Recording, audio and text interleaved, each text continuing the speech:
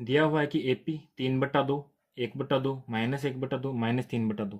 ठीक है ना, ये एपी के पद दे रखे हैं अपन को, पहला पद, दूसरा पद, तीसरा पद, चौथा पद।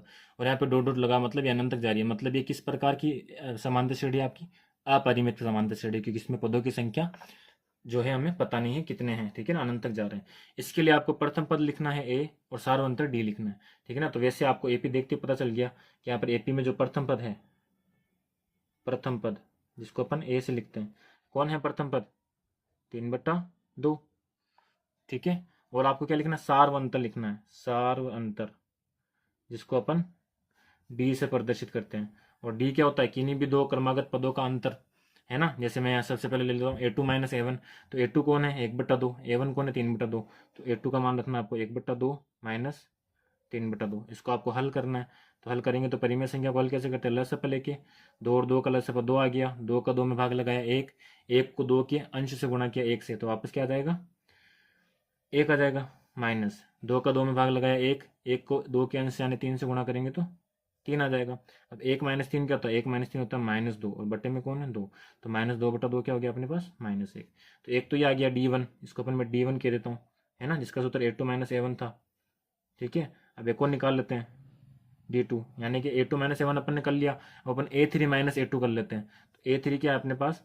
-1/2, है ना, माइनस इसमें क्या करना है? -1/2, इसमें से एक, इससे पहला वाला पद क्या करना है? घटाना है। तो पहला वाला पद अपन ने घटा दिया, कौन सा? पहला वाला पद। तो ये तो माइनस का था, इसलिए इसके -7 में आया, और ये प्लस का था तो प्लस का रख दिया, और इन दोनों को घटाना है इसलिए यहाँ पे माइनस लग गया। अब -1/2 -1/2, तो क्या करेंगे? एलसीएम लेंगे, 2 का लसअ 2 आ गया, लसअ ले लिया, 2 का 2 में भाग लगाया 1, 1 को -1 से गुणा किया तो वापस -1, यहाँ पे माइनस है तो माइनस, 2 का 2 में भाग लगाया 1, 1 को वापस 1 से गुणा किया तो 1 आ गया। तो -1 दोनों समान चिन्ह तो जुड़ गए, तो -2/2, -2/2 मतलब -1 आ गया, है ना। ऐसे D3 भी निकाल लो लास्ट में। जैसे D3 क्या हो जाएगा अपने पास? A2 - A1 अपन ने कर लिया, A3 - A2 अपन ने कर लिया। अब A4 - A3, तो 1 2 3 4, A4 - A3, तो -3/2, A4 का मान आ गया -3/2। फिर माइनस, अब -1/2 इसमें से घटाना है, तो यहाँ पर आएगा -1/2। ठीक है ना, -3/2 माइनस -1/2, है ना। तो अब यहाँ पे आ जाएगा -3/2, ये माइनस माइनस गुणा होकर प्लस 1/2 बन गया। वापस लसअ लो, लसअ लेंगे, 2 और 2 का तो लसअ आ जाएगा 2, 2 का 2 में भाग लगाया 1, 1 को -3 से गुणा किया तो -3, प्लस 2 का 2 में भाग लगाया 1, 1 को 1 से गुणा किया तो 1, -3 + 1, असमान चिन्ह तो घट जाएंगे, 3 में से 1 गया 2, बड़ी संख्या माइनस की तो आगे माइनस लग गया, बटे 2, तो -2/2 मतलब -1। तो यहाँ पे देखो, समांतर श्रेणी का पहला पद 3/2 था, और सार्वंतर देखो सब में सेम आ रहा है ना। तो आप सार्वंतर कैसे कैसे भी निकाल सकते हो। कोई भी पद ले लो, उसमें से उससे पहला वाला पद माइनस कर दो, तो आपके पास जो है कोई भी पद आप ले सकते हो। जैसे यहाँ पे एपी में दे रखा है, उसमें से उससे जस्ट पहले वाला पद आपको माइनस करना है, तो आपके पास डी का मान आ जाएगा। ठीक है ना, तो डी का मान देखो सेम सेम आ रहा है। D1 D2 D3 अपन अलग अलग प्रदर्शित करने के लिए लिखते हैं। तो इस समांतर श्रेणी का जो पहला पद है वो क्या है? 3/2, और सार्वंतर क्या है? -1। ठीक है, ये उदाहरण नंबर 1 हो गया।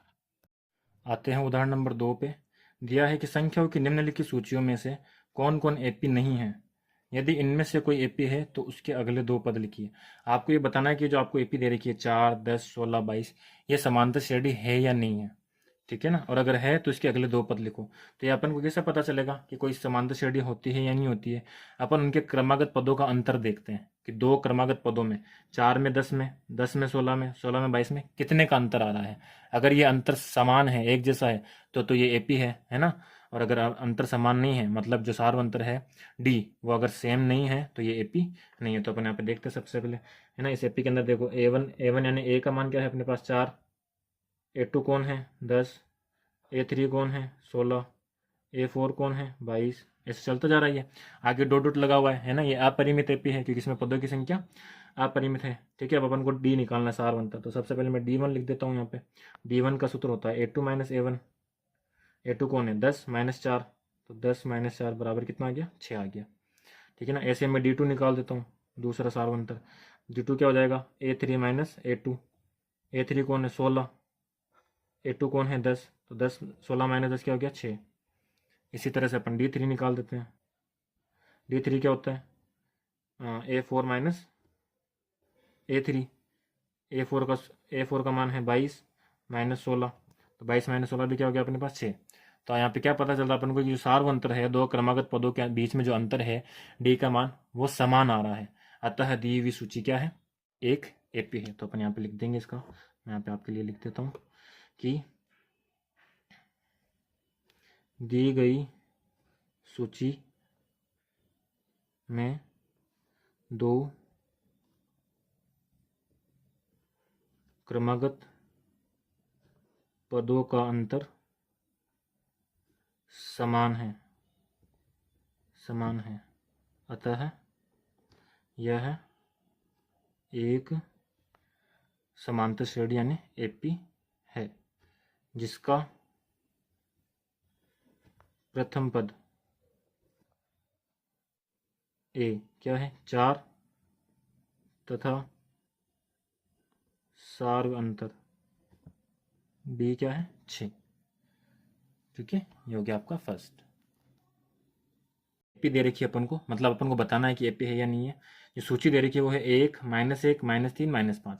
ठीक है ना, तो अपन को एपी है या नहीं है बताना है। तो अपन सबसे पहले सार्व अंतर निकालेंगे, है ना। डी का सूत्र डी बराबर A2 - A1, इसको D1 कर दो आप। ठीक है ना, A2 का मान क्या है -1, फिर माइनस ये सूत्र वाला लगाना है, फिर A1 का मान यानी 1, तो -1 क्या हो गया अपने पास -2 हो गया।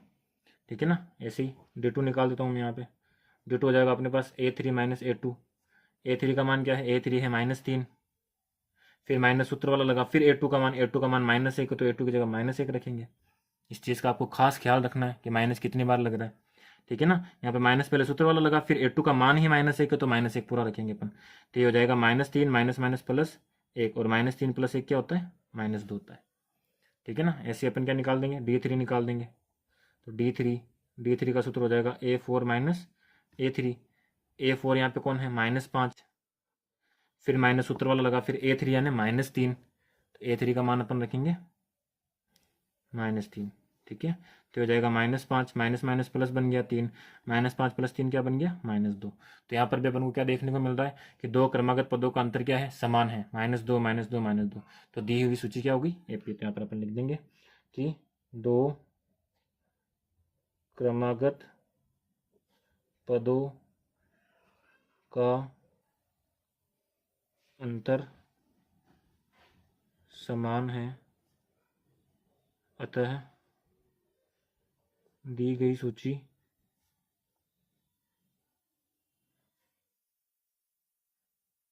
एक एपी है, जिसका प्रथम पद यानी कि A बराबर 1 है तथा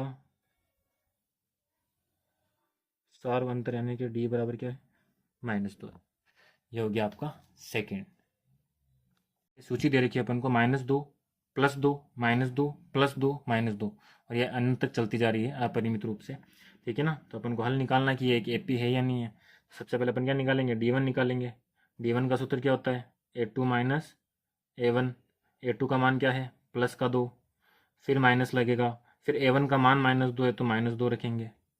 ठीक है, 2 माइनस माइनस गुणा हो गया प्लस बन गया, 2 + 2 4। ऐसे ही अब D2 निकाल लेंगे। D2 का सूत्र होता है A3 - A2। A3 कौन है यहाँ पे -2 है, फिर माइनस सूत्र वाला लग गया, फिर A2 का मान +2 है तो +2 रख दिए यहाँ पे। ठीक है ना, अब -2 समान चिन्ह तो जुड़ गए, 4 हो गए, और दोनों माइनस के तो आगे क्या लग गया -4 लग गया। ऐसे D3 निकाल देंगे। D3 का सूत्र होता है आपका A4 - A3। A4 यहाँ पे कौन है 1 2 3 4, चौथा पद कौन है यहाँ पे +2 है, माइनस तीसरा पद कौन है -2, तो A3 का मान -2 रखेंगे।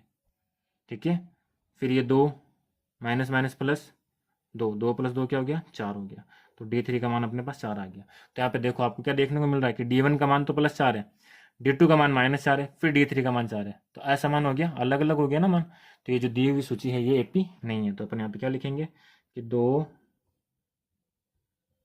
क्रमागत पदों का अंतर असमान है, अतः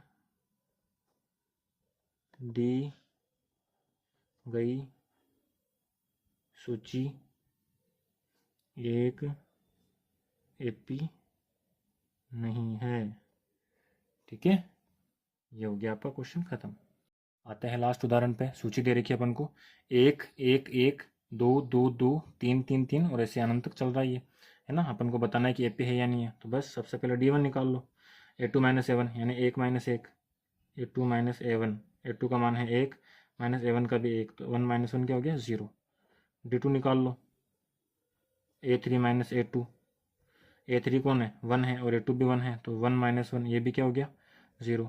और D3 निकाल लो, D3 क्या होता है A4 माइनस A3, A4 कौन है 1 2 3 4 यानी A4 का मान है 2 माइनस A3 का मान है 1, तो 2 माइनस 1 क्या हो गया 1।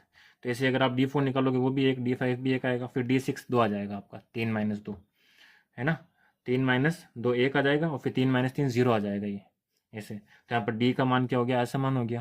तो दो क्रमागत पदों का अंतर ऐसा मान है, तो ये भी क्या है एपी नहीं है। तो अपने लिख देंगे दो क्रमागत पदों का अंतर